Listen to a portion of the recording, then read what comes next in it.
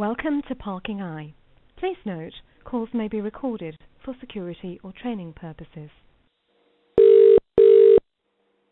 Good afternoon, Parking Eye. Sherry speaking. How can I help? Hiya, I'm just inquiring about a car park here that I paid for a ticket at on the 13th of April of this year. What it is, I'm just wondering what I actually paid for, because the car park was unlit. The ticket machine itself was virtually unusable, as you couldn't actually see the keypad on it because of the fact that there was no lighting. Now, this was a hospital car park. I actually did get an injury whilst trying to make payment for that. I did pay it in actual fact, but I'm just inquiring what I was actually paying for, because it doesn't quite seem right. What have you had a charge come through? No, I haven't had any charge come through. I paid. So you're just wondering how much you paid? But I paid my cash to into this machine, which was extremely difficult. Did injure my foot in the process. Now, wait, my foot has healed, so it's a big deal. I did mention it at the hospital at the time. But the fact is, I'm just wondering what I actually paid for. Well, you'll have paid for the parking. Is it how long you're wondering how much you paid for? I'm very curious about it, because I've paid for parking, but it's taxpayers' money that paid for the car park anyway in the first place. So really, well, it's actually private land. It's not a council car park. Right. So was that sold on to yourselves? Because obviously it was. No, we don't own it. It's a different, the landowner themselves, and we manage the car park on their behalf. Right. Who is the landowner there? Which car park were you on? I'll have a look. This was the car park at Ashington Hospital. Is that Wansbeck? That's Wansbeck, yes. Okay, bear with me, I'll have a look. I think it's just a Northumbria Healthcare NHS. Northumbria Healthcare, so it is paid for by the taxpayer and owned by the taxpayer. Okay, so we own that car park. We don't own it, we just manage it on their behalf. No, you don't own it. The taxpayer owns it, obviously. That's what I'm curious about. I'm paying for a car park here, and you're managing it, but there's no lighting there. The ticket machines that you're using are obviously designed so that you can't see them, so you could accidentally put in the wrong registration. Now, that didn't affect me, because I've typed since I was, for a long time, shall we say. But these machines are obviously not made so that you make errors. They're there so that you can pay for the time that you're there. Yeah. If the lighting was off, that's something that the hospital would have to notify us of, because, as I said, it's there. They're on the land, and if there was a problem, they'd let us know and we'd fix it. Oh, there was a clear problem with lighting. The machines themselves. Well, I'm sure they'll have. The keypads themselves on the machines are not lit.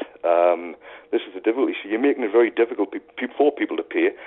You're increasing the chances of making an error. Seems to manage. We receive a number of payments I've spoken to quite a few people since then, and they can't see them either. In fact, some people then left the car park, had to park elsewhere, had to walk quite a considerable distance because of the machines being so difficult to use. As I say, you can't really type in the dark, do you know what I mean, on an unlit keypad. That makes it very, very difficult.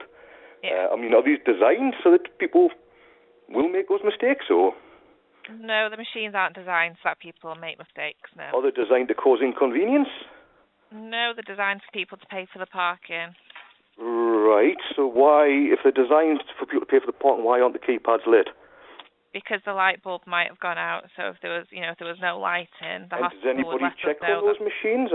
surely, part of that. As I've said a couple of times, if the lights are off, the hospital would notify us, and then we'd get somebody to go out and sort that out for them. So the hospital themselves are responsible to check that the lights and the ticket machines actually work?